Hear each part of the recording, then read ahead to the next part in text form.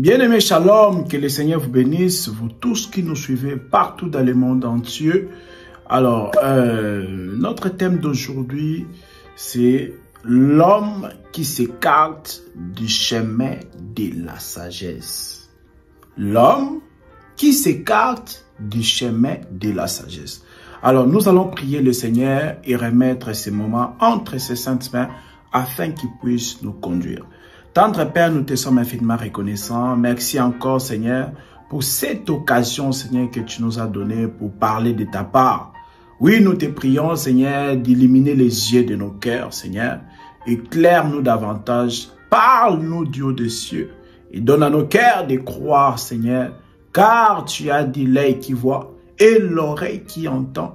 Seigneur, c'est toi qui les as fait l'un et l'autre. Édifie-nous en ce moment.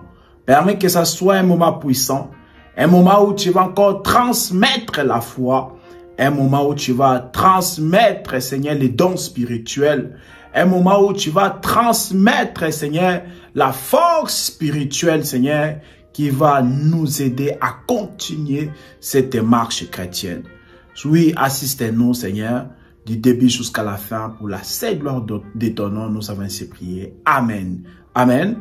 Voilà, bien-aimés, comme nous l'avons dit, alors ça se trouve, notre thème se trouve dans les livres des Proverbes, chapitre 21, le verset 16. Voilà, l'homme qui s'écarte du séjour de mort se reposera donc. Donc, l'homme qui s'écarte du chemin de la sagesse se reposera dans l'assemblée des morts. Voilà, dans notre thème, l'homme qui s'écarte du chemin de la sagesse est donc tiré de l'écriture des Proverbes chapitre 21, le verset 16. Alors, voilà, nous allons passer un peu plus régulièrement maintenant. Et puis, nous allons éviter de faire des longues vidéos de 1 heure. Vous voyez, donc nous allons essayer de faire, en tout cas, autour de 30 minutes, entre 20 et 30 minutes. Et le Seigneur nous fera grâce. Voilà. Donc, nous allons lire la parole du Seigneur. Proverbe chapitre 21, le verset 16. Il dit ceci. L'homme qui s'écarte du chemin de la sagesse reposera dans l'assemblée des morts. Voilà. Donc, c'est-à-dire qu'il y a un chemin qu'on appelle, la Bible appelle, le chemin de la sagesse. Mais maintenant, l'homme qui était dans ce chemin de la sagesse, la Bible dit que s'il s'écarte de ce chemin-là, alors qu'il sache ou qu'elle sache qu'il se reposera ou elle se reposera dans l'assemblée des morts. Donc, nous avons vu que s'il y a le chemin de la sagesse, c'est ça que la Bible dit, s'il y a le chemin de la sagesse, il y a aussi le chemin de la folie ou le chemin des insensés. Et aussi s'il y a l'assemblée des morts, cela veut dire aussi, il y a aussi l'assemblée des vivants.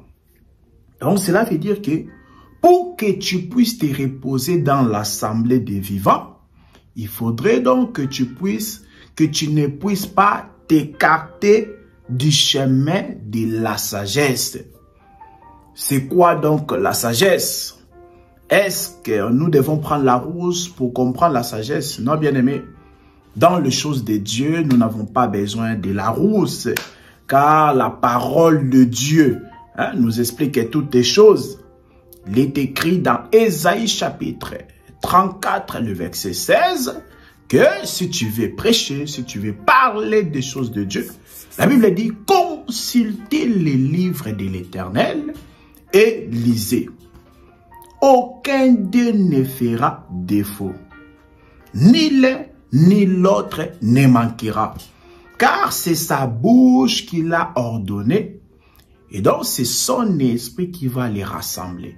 Ésaïe chapitre 34, le verset 16 nous fait comprendre que tout est dans la parole du Seigneur. Rien ne manquera. Mais toi, consulte les livres de l'Éternel.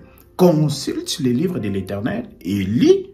La Bible dit, aucun d'eux ne fera défaut. Vous voyez? Donc, tout est dans le livre de l'Éternel.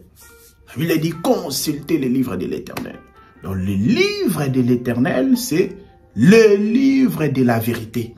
Et le livre de l'Éternel, c'est le livre de la vérité qui est donc la Bible. Donc, dans la Bible, il y a toutes les réponses. Vous voyez?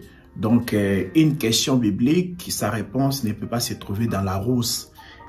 Une question spirituelle, sa réponse ne peut pas se trouver dans les choses des hommes. Vous voyez un peu? Donc, c'est ça. Donc, la sagesse, on nous dit que l'homme qui s'écarte du chemin de la sagesse va se reposer dans l'assemblée des morts. C'est quoi donc la sagesse? Lorsque vous lisez Proverbe chapitre 9, le verset 10, on nous dit que le commencement de la sagesse, la Bible appelle ça, c'est la crainte de Dieu. Le commencement de la sagesse, c'est la crainte de Dieu. Dans Proverbe chapitre 9, le verset 10.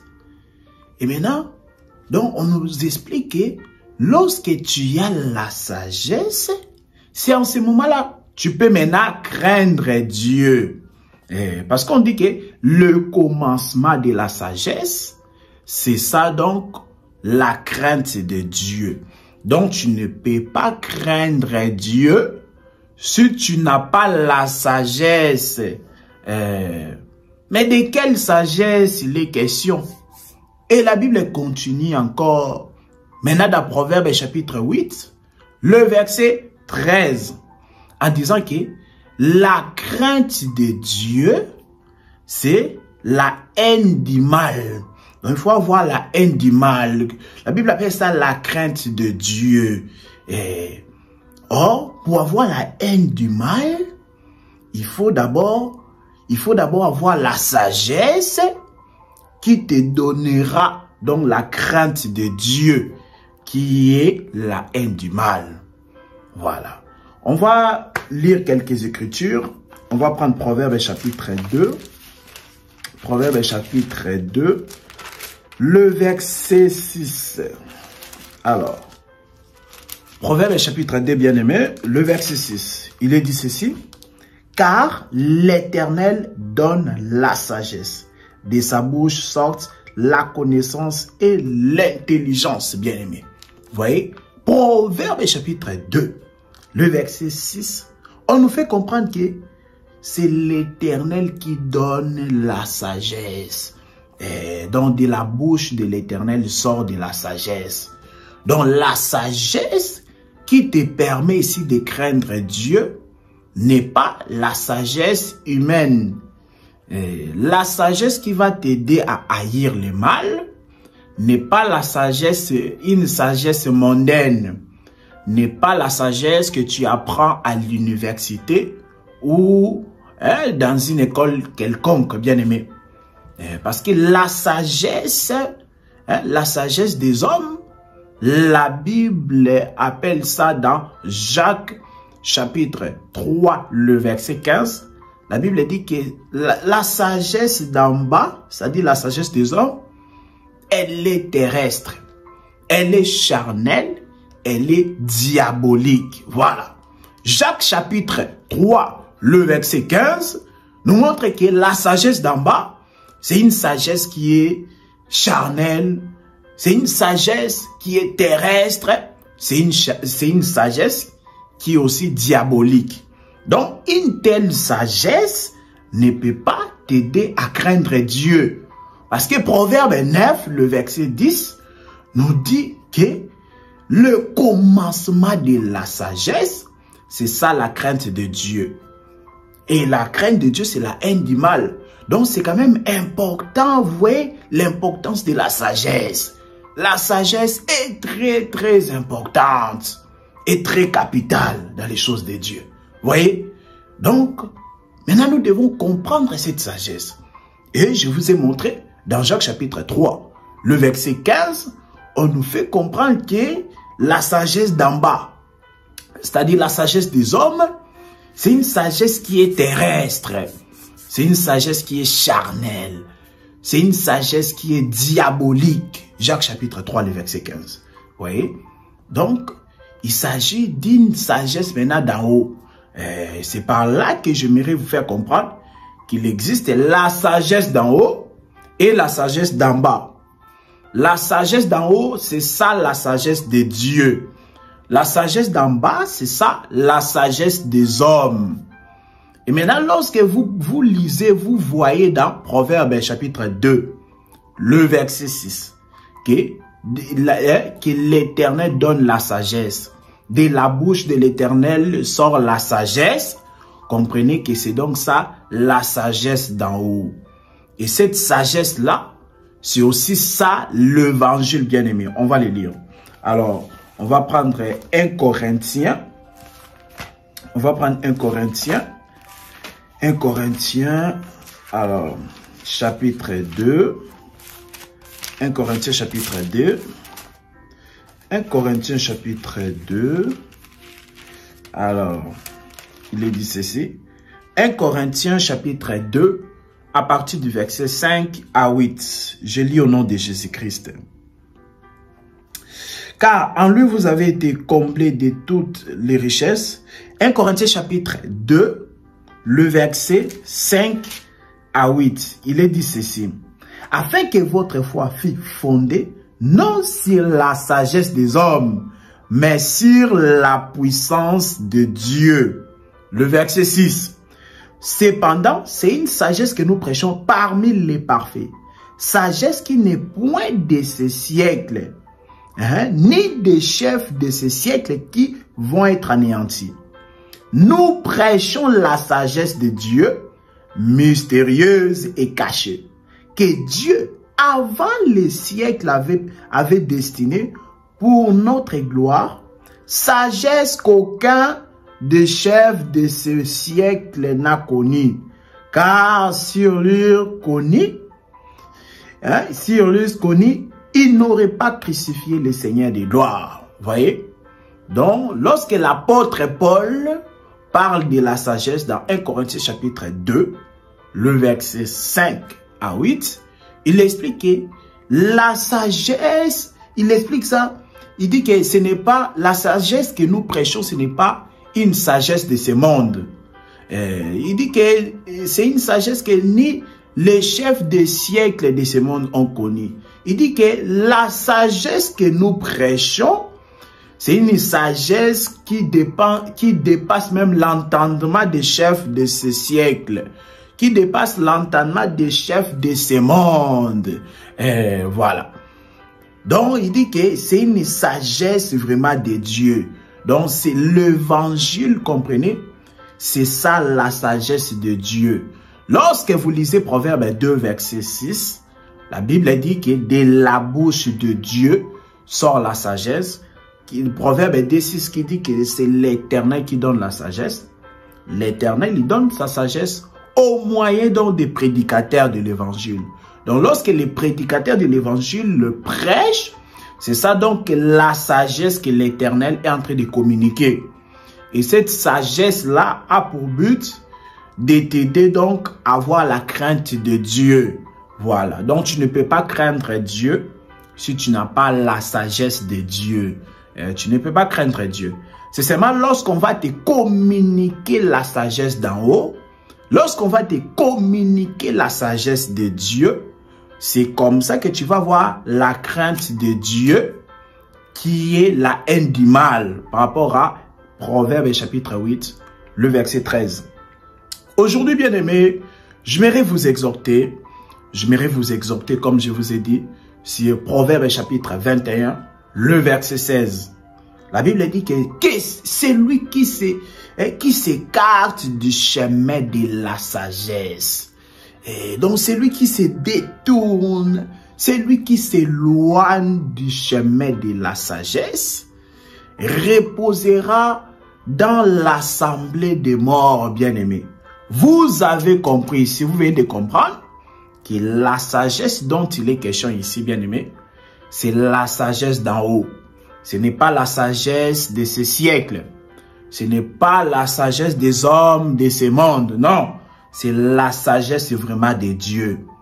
Donc, vous avez compris que donc, il s'agit de la sagesse de Dieu. Donc, la sagesse de Dieu, là, c'est ça l'évangile de Dieu. Oui, l'évangile, c'est une sagesse, mes bien-aimés. L'évangile est tellement fort, l'évangile est tellement puissant.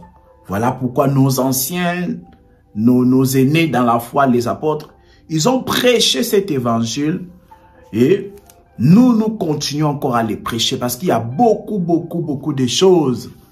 Lorsque vous lisez Éphésiens chapitre 3, le verset 10, la Bible appelle ça une sagesse infiniment variée de Dieu. L'évangile que nous prêchons, c'est une sagesse infiniment variée de Dieu. Il y a beaucoup de variétés. Donc, il y a beaucoup de variétés là. Donc, la Bible appelle ça la sagesse infiniment variée de Dieu. L'évangile que nous prêchons ici, bien aimé. Donc, pour comprendre que l'évangile, c'est vraiment une sagesse, une grande sagesse. L'évangile que nous prêchons ici, c'est une sagesse qui dépasse la sagesse des hommes.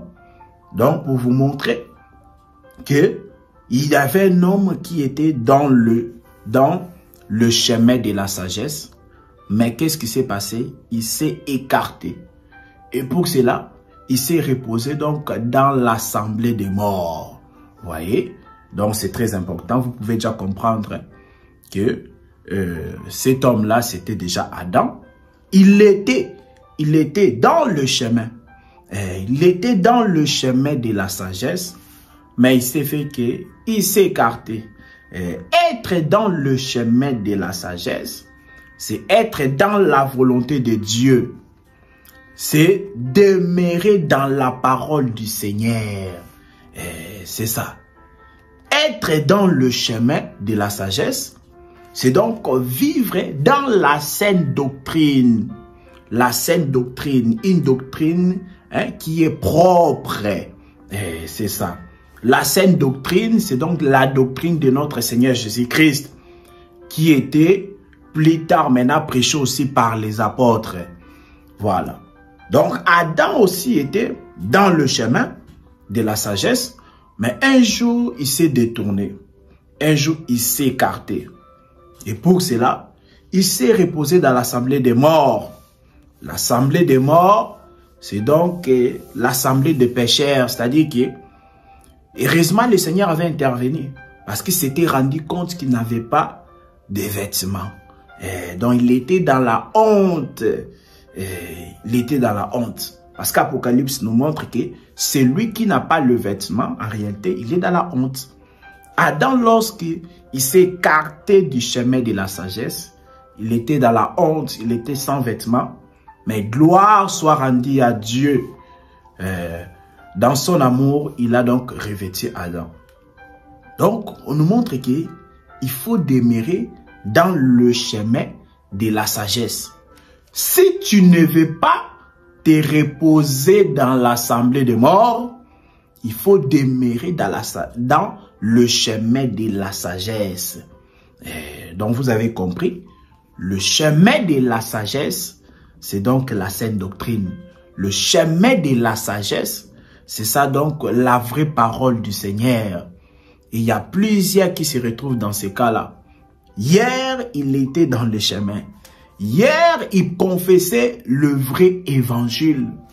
Mais avec le temps, à cause du temps, à cause des persécutions de la vie, d'autres aussi c'est à cause des plaisirs de ce monde, à cause des distractions, à cause des charmes de ce monde, à cause des richesses de ce monde, il s'est maintenant écarté du chemin de la sagesse. Oui, bien-aimé, cette vidéo, c'est pour t'interpeller que tu n'es pas fort, tu n'es pas plus fort que la parole du Seigneur. C'est pour t'interpeller à revenir dans le chemin, bien-aimé. Parce que comme conséquence, lorsque tu t'écartes du chemin de la sagesse, C'est-à-dire que tu as pris le chemin des insensés, mon bien-aimé frère. Lorsque tu t'écartes du chemin de la sagesse, cela veut dire que tu as emprunté maintenant le chemin des insensés ou le chemin de la folie. Et là, vraiment, tu vas te retrouver dans l'assemblée des morts. Pourquoi? Parce que tu as abandonné. Tu as abandonné le chemin de la sagesse. Donc, tu as préféré maintenant prendre le chemin des insensés. Le chemin des égarés. Le chemin de la folie. C'est-à-dire que tu te retrouves maintenant en dehors de la parole du Seigneur. Tu te retrouves en dehors de la volonté de Dieu. Parce que la volonté de Dieu est que toi qui es son fils, et que toi qui es sa fille, ma sœur, mon frère, que tu puisses demeurer dans ces choses. Car notre vie éternelle en dépend. Notre salut en dépend, bien-aimé. C'est très important. Tu as reçu l'évangile, oui, c'est très bien. Mais la Bible nous montre dans 1 Corinthiens chapitre 15, à partir du premier verset jusqu'au verset 4, que c'est bien de recevoir l'évangile, mais aussi c'est aussi mieux de persévérer. La Bible dit, même si tu as reçu l'évangile, mais que tu ne persévères pas, sache que tu avais cru en vain. Lorsque tu as cru, tu avais cru en vain. Cela n'a servi à rien. Quand bien même tu étais sincère dans ta croyance, tu avais réellement cru. Tu avais reçu l'évangile. Tu avais reçu l'évangile, je ne sais pas, en 2005, en 2000 ans. Mais qu'aujourd'hui tu abandonnes. La Bible dit que tu avais cru en vain. 1 Corinthiens chapitre 15, le verset 1 à 4. C'est-à-dire le plus important, c'est de demeurer dans cet évangile. Dans cet évangile de la vérité, dans ce chemin de la sagesse, parce qu'il y a plusieurs aussi chemins. Attention, la Bible a parlé du chemin de la sagesse, parce que la Bible sait, il y a aussi le chemin de l'insensé, le chemin de l'insensé ou des insensés. La Bible sait aussi qu'il y a le chemin de la folie.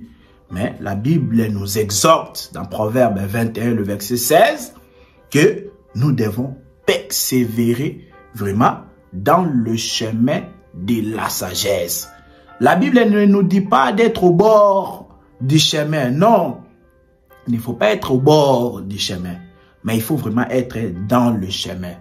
Voilà pourquoi lorsque vous lisez Marc chapitre 10, à partir du verset 47 à 52, vous allez remarquer, mes bien-aimés frères et sœurs, que Bartimée, cet homme qui était aveugle, la Bible dit qu'il n'était pas dans le chemin. Il était au bord du chemin. C'est ça Bartimée. C'est ça Bartimée. Donc il était au bord du chemin. Mais lorsque le Seigneur l'a délivré de cet aveuglement, lorsque le Seigneur, du coup, a permis que Bartimée puisse voir, donc il s'est passé quoi? La Bible dit qu'il est maintenant entré dans le chemin. On va prendre ça rapidement. Marc chapitre 10.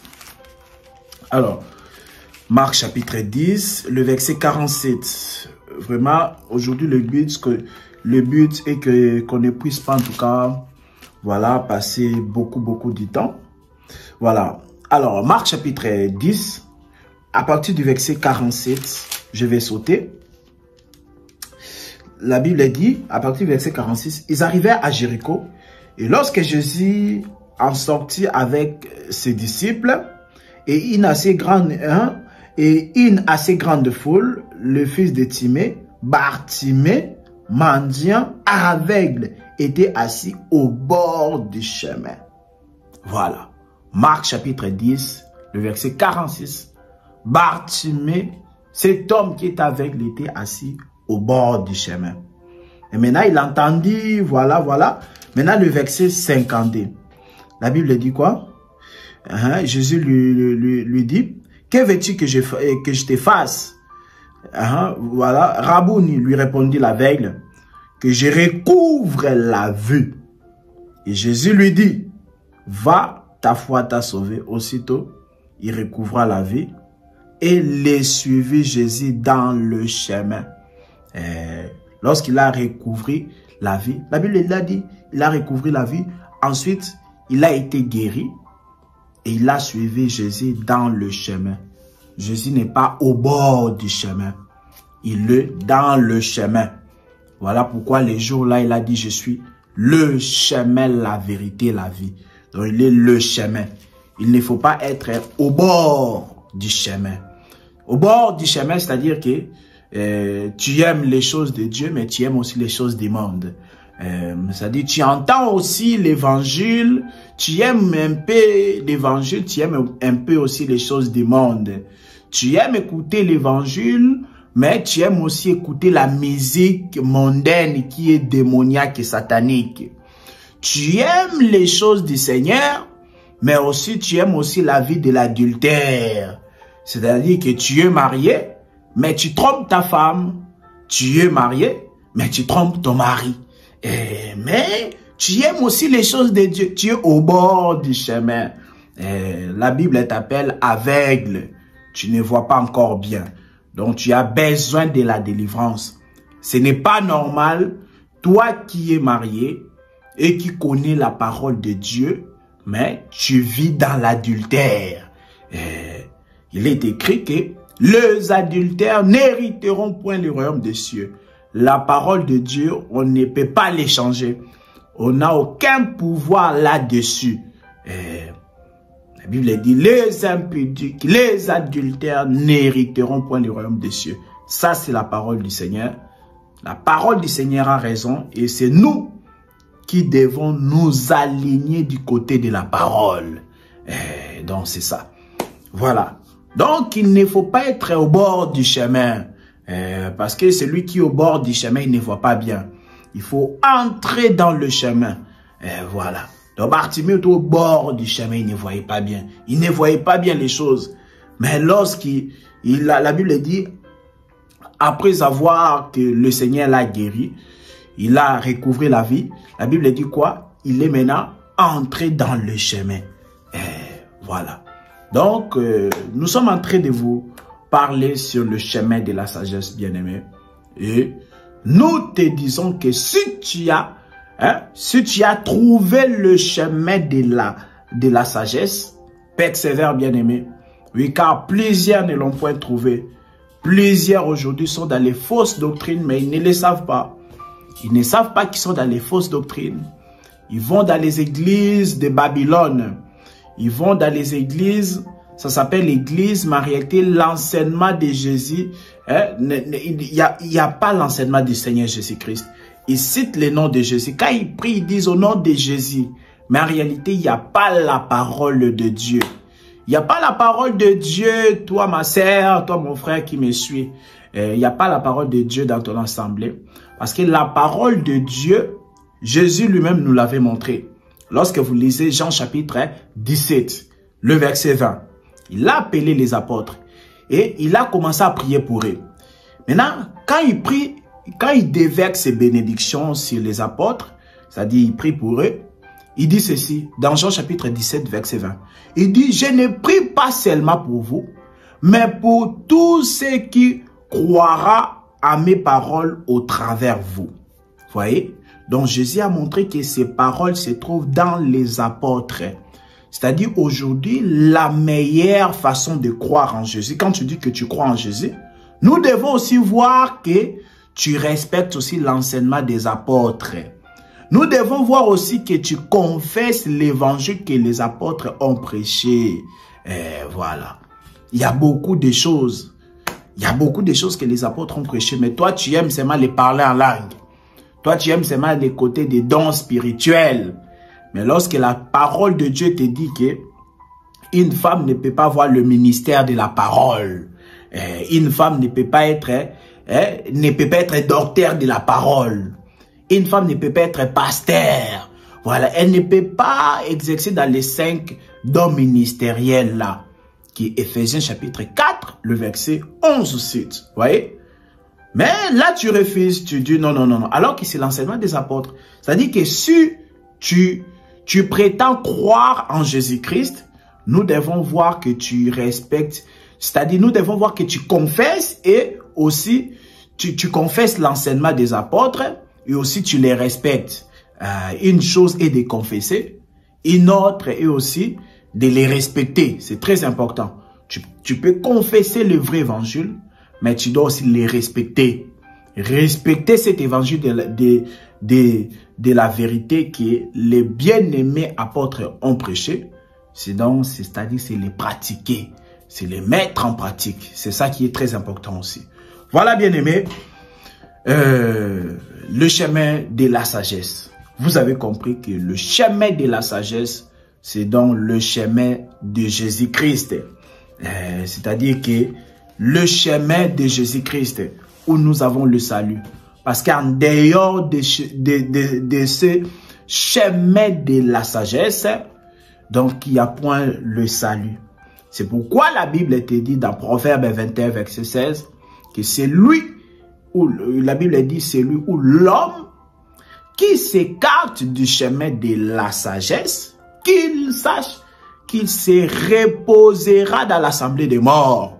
C'est-à-dire que lorsque tu abandonnes l'évangile glorieux, l'évangile du salut de notre Seigneur Jésus-Christ, sache que ton âme se reposera dans l'assemblée des morts.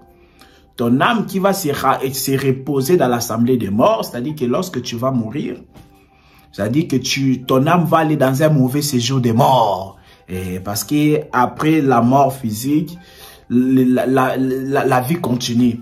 Parce que la mort physique, en fait, ça vient seulement arrêter ton aspect visible. Parce que l'homme a deux aspects.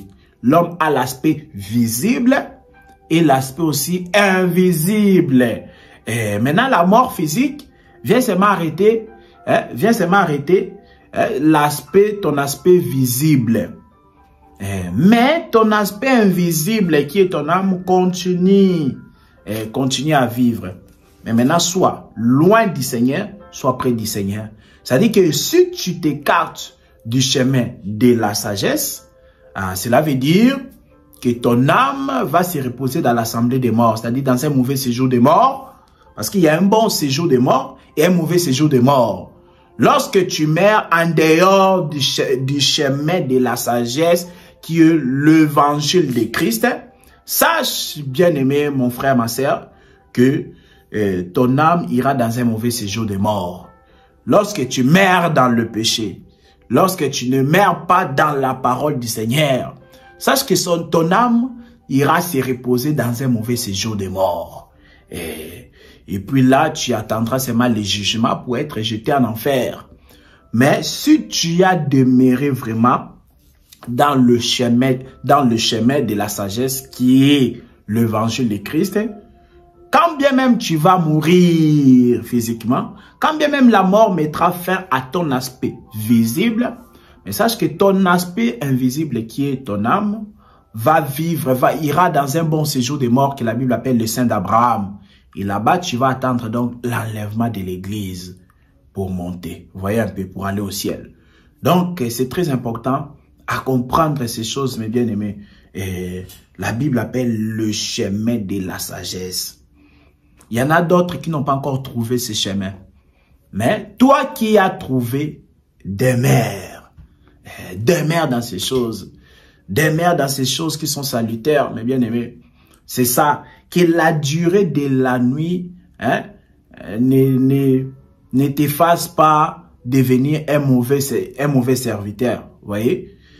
Donc, tellement la nuit était longue, la sentinelle a lâché son poste. La sentinelle qui était là pour veiller, donc il est parti se coucher. Alors que lui devait durer, lui devait veiller. Il est là pour la vigilance, vous voyez un peu. Donc, une sentinelle doit veiller. Même si la nuit elle est longue, elle doit quand même veiller. C'est très important que je voulais en tout cas vous exhorter sur cette écriture, à comprendre que le chemin du Seigneur, dans le chemin du Seigneur, des fois il faut patienter aussi. C'est ça. Mais plusieurs ne supportent pas la patience. Plusieurs ne supportent pas la patience. Ils disent, depuis Jésus l'a dit, Il reviendra bientôt depuis il est parti. Ah, on commence à se fatiguer. Non, bien-aimé, reste avec nous dans ce chemin.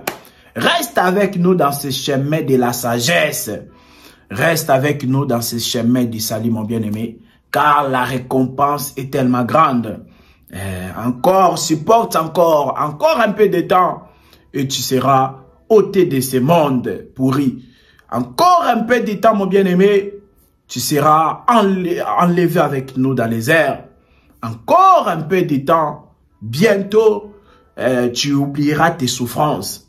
Ici-bas, mon bien-aimé. Donc, c'est ça la patience. Beaucoup aujourd'hui commencent même à se moquer de ces termes. Jésus revient bientôt. Jésus revient. Jésus reviendra bientôt, mon bien-aimé. Il faut que les derniers des païens, selon le plan de Dieu, puissent entendre l'évangile. Vous voyez, Jésus reviendra bientôt. Nous devons être ces gens de la race de Josué. Parce que nous voyons, dans Exode chapitre 24, le Seigneur a appelé Moïse pour aller sur la montagne, pour aller lui donner la loi et les ordonnances, afin qu'Israël soit donc instruit. Dans Exode 24, Moïse est monté sur la montagne. Moïse a passé, la Bible dit, 40 jours et 40 nuits. Il est descendu, quand il descend, c'est Exode 32 déjà. Donc, il est monté dans Exode chapitre 24. Lorsque vous lisez Exode 24 là, donc voilà, Moïse est monté. Moïse il monte sur la montagne. Il va descendre seulement dans Exode chapitre 32. Mais qu'est-ce qui s'est passé là? Il s'est passé que Moïse, tellement il avait duré sur la montagne de Sinaï, où le Seigneur l'avait appelé pour lui donner la loi et les ordonnances pour la marche d'Israël. Moïse avait tellement duré, 40 jours, 40 nuits. Et le peuple d'Israël se sont dit, on ne sait pas ce que cet homme de Moïse est devenu. Il nous a fait sortir de l'Égypte, mais il nous laisse comme ça depuis les montées sur la montagne. On ne sait pas quand est-ce qu'il va revenir, on ne sait pas qu'est-ce qu'il est devenu. Voyez un peu. Israël, donc à cause, il n'a pas pu patienter. À cause de l'impatience, Israël est parti voir, le peuple d'Israël sont partis voir Aaron pour lui dire que fais-nous un veau en métal fondu, qu'on appelle veau d'or.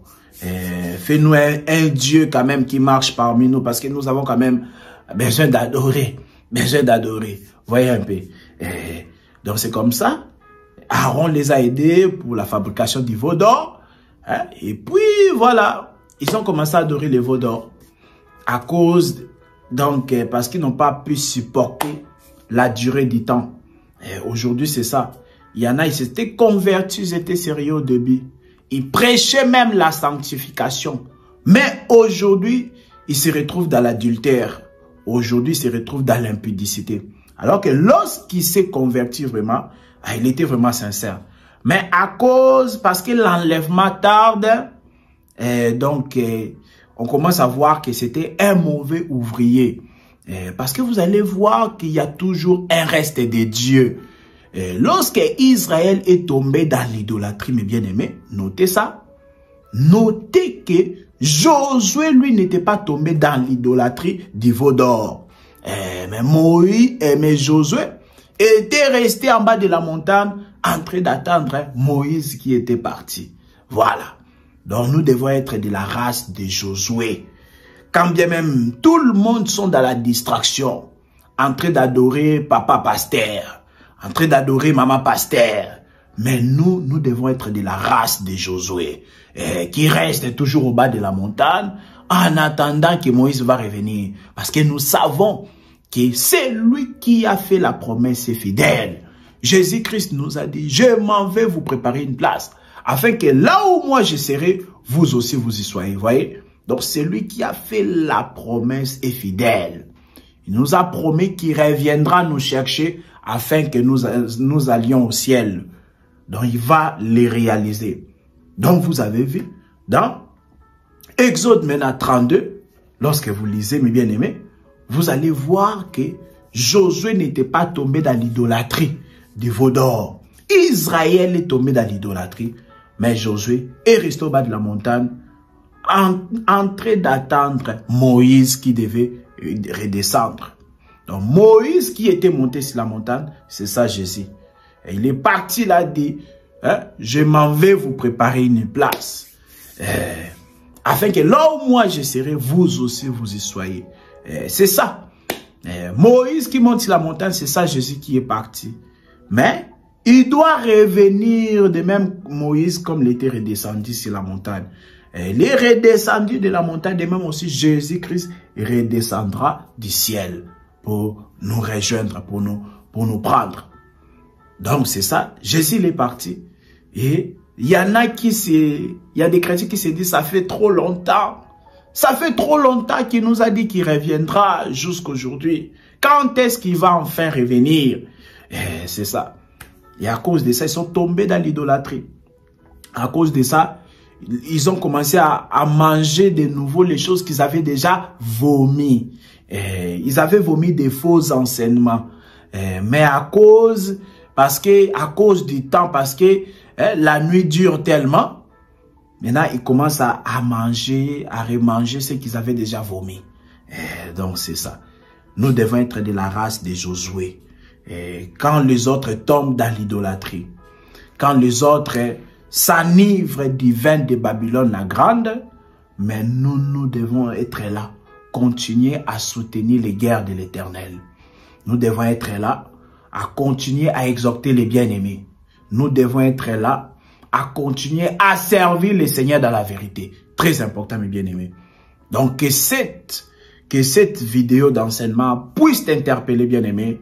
Est-ce que vraiment, tu es toujours dans le chemin de la sagesse? Parce que la Bible même le dit dans 1 Corinthiens, la Bible dit, examinez-vous pour savoir si vous êtes toujours dans la foi.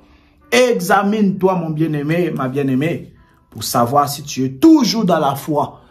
Si tu es toujours, parce que la foi, c'est la doctrine de Christ. Si tu es toujours dans la foi en Jésus, si tu es toujours dans la saine doctrine de Jésus-Christ, examine-toi pour savoir si tu es toujours dans le chemin de la sagesse. Donc, c'est ça. L'écriture est claire. Proverbe chapitre 21, le verset 16. C'est ça. Si tu t'écartes du chemin de la sagesse, sache-le que tu te reposeras dans l'assemblée des morts. L'écriture est vraiment claire. L'écriture est claire. Ce sont des choses que vous devez vraiment comprendre, mes bien-aimés. Vous devez comprendre. Donc, tu as reçu l'évangile, mais persévère dans ça, mon bien-aimé, jusqu'à la fin de tes jours ici-bas, afin que le Seigneur ne puisse pas te dire que tu avais cru en vain, afin que ta foi, lorsque tu avais cru, ne soit pas vaine. Ne soit pas vaine. Tu peux faire 40 ans dans la vie chrétienne, mais tu meurs, mais tu abandonnes le Seigneur et puis tu meurs. C'est-à-dire, avant ta mort, tu avais déjà abandonné le Seigneur, mais tu avais fait 40 ans de vie chrétienne. Sache que tout ça, ça ne compte pas. C'est tombé à l'eau. Ça tombe, mes bien-aimés. Ça tombe. Parce que la vie du Seigneur, le Seigneur n'aime pas que ses enfants puissent faire naufrage par rapport à la foi. Vous voyez, la Bible parle du naufrage. Il y a des gens qui ont fait naufrage dans la foi. Lorsque vous lisez 1 Timothée chapitre 1, le verset 19, l'apôtre Paul explique à Timothée qu'il doit combattre les bons combats de la foi. Il doit garder la foi. Il doit aussi garder la bonne conscience. Pourquoi? Parce que il a dit, il y a quelques-uns qui n'ont pas gardé cette bonne conscience. Et comme conséquence, ils ont fait naufrage par rapport à la foi. Garde la bonne conscience de ce que Christ a fait pour toi. D'abord, quand je parle de ce que Christ a fait pour toi, par rapport à l'œuvre de la croix, lui qui était riche, lui qui était roi, il s'est dépouillé à un simple serviteur afin de te sauver. Garde la bonne conscience. Cela t'aidera à ne pas faire naufrage par rapport à la foi. Parce que la vie chrétienne, c'est la nage. Vous voyez?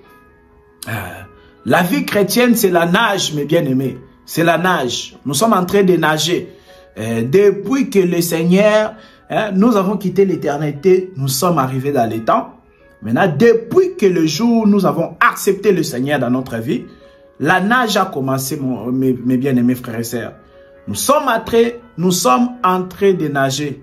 Nous avons quitté le point A pour aller vers le point B, qui est l'éternité. Alors nous sommes en train de nager. Nous sommes en train de nager. Nous devons nager comme le Seigneur nous le montre. Nous ne pouvons pas nager n'importe comment. Parce que si tu nages n'importe comment, tu vas faire un naufrage par rapport à la foi. Donc nous sommes en train de nager. Ma prière est que tu arrives de l'autre côté vraiment bien. Que tu arrives de l'autre côté sans commettre des naufrages dans la foi. Vous voyez, la vie chrétienne, c'est aussi la nage. Voilà pourquoi il y en a, vous voyez, il y en a qui se sont noyés et ne sont pas encore arrivés au bout. C'est-à-dire que nous devons arriver à l'éternité. Tant que nous ne sommes pas arrivés à l'éternité, quand je dis l'éternité ici, c'est-à-dire que tant que tu n'es pas encore mort, sache que tu es en train de nager. Tu es en train de nager. La vie chrétienne, c'est la nage. On est en train de nager. Mais seulement, il ne faut pas commettre des naufrages. Il ne faut pas faire un naufrage, ce n'est pas bon. Nous devons nager jusqu'au bout. Et c'est comme ça donc que le Seigneur va nous récompenser. Parce que nous avons bien nagé. Nous avons nagé selon ses normes. Donc c'est très important. Voilà, le but de cette vidéo, ce n'était pas de faire une longue vidéo. Voilà, donc nous allons passer très souvent comme je vous l'ai promis. Donc nous allons essayer d'être plus constants maintenant. Et puis voilà, nous allons aborder aussi avec beaucoup d'autres thèmes. Il y a beaucoup de thèmes à aborder. Et puis je crois que le Seigneur nous fera grâce. Voilà, c'était cela, cette exhortation. Je crois que cela t'a interpellé, bien-aimé. Toi qui n'es pas dans le chemin, toi qui n'es pas encore dans le chemin de la sagesse, voilà, nous t'avons expliqué. Le chemin de la sagesse, c'est le chemin en Jésus-Christ. C'est le chemin de l'évangile de la vérité. C'est-à-dire que si tu demeures dans ce chemin-là, si tu ne t'écartes ni à gauche ni à droite de ce chemin-là, sache que tu te reposeras dans l'assemblée des vivants. Et donc l'assemblée des vivants, c'est ça. L'assemblée des vivants, c'est donc ça. C'est-à-dire que l'assemblée des vivants où les morts en Christ se reposent. C'est ça l'assemblée des vivants. Parce que Jésus avait dit que celui qui croit à mes paroles ne verra pas la mort. Ah, les gens ils n'ont pas compris. Jésus a dit oui, celui qui croit en moi ne verra pas la mort. Mais Jésus il a continué, il a dit quand bien même il va mourir par rapport à la chair, mais il vivra. Voilà, donc nous croyons que les Pierre, les Paul, les Abraham, tous ces gens-là qui avaient l'Esprit de Dieu en eux, ils sont vivants quand bien même ils sont morts. Voilà, c'est ça l'assemblée des vivants. C'est-à-dire que si tu meurs dans le Seigneur, comprends que tu vas te reposer dans l'assemblée des vivants. Donc, toi qui ne connais pas encore le Seigneur, toi qui ne connais pas encore le chemin de la sagesse, comprends que le chemin de la sagesse, c'est donc le chemin de l'évangile. L'évangile, c'est ça la sagesse que je vous expliquais dans 1 Corinthiens chapitre 2, le verset 5 à 8. Donc c'est cette sagesse-là qui te donnera la haine du mal. Toi, écoute seulement la parole du Seigneur. Écoute la parole du Seigneur. Toi, écoute la vraie parole. Et à force d'écouter la vraie parole, tu vas voir que tu auras la haine du mal. Tu vas voir que Christ était mort pour que toi, tu puisses maintenant vivre une vie pieuse. Que tu ne puisses plus vivre une vie remplie de souillures. Donc, à force d'écouter la parole de Dieu, tu auras la haine du mal. Donc, c'est ça. Tu vas détester le mal. C'est ça. C'est pourquoi la Bible nous dit, d'abord dans Proverbe 9, le verset 10, que le commencement de la sagesse, c'est la crainte de Dieu. Et Proverbe 8, le verset 13, on nous a dit la crainte de Dieu là maintenant, qui s'obtient par la sagesse, cette crainte-là, c'est ça, c'est manifeste maintenant en haïssant le mal, en détestant le mal. Et quand quelqu'un déteste le mal, c'est une personne qui a la crainte de Dieu. Mais pour avoir cette crainte de Dieu-là, vraiment, il faut donc la sagesse. Et ce n'est pas n'importe quelle sagesse, ce n'est pas la sagesse des hommes. Que le frère Jacques a dit cela dans Jacques chapitre 3, le verset 15.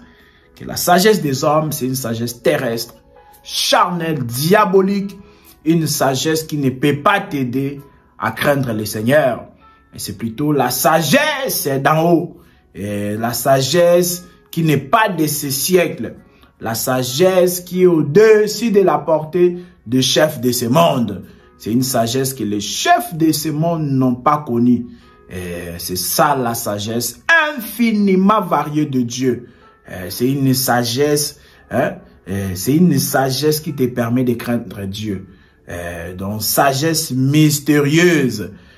Donc lorsque on te prêche cette sagesse-là, mes bien-aimés, cela va te sanctifier. Cela va te sanctifier. Et puis, tu vas vivre donc la vie du Seigneur. Que le Seigneur vous bénisse. Vous étiez très nombreux à nous suivre.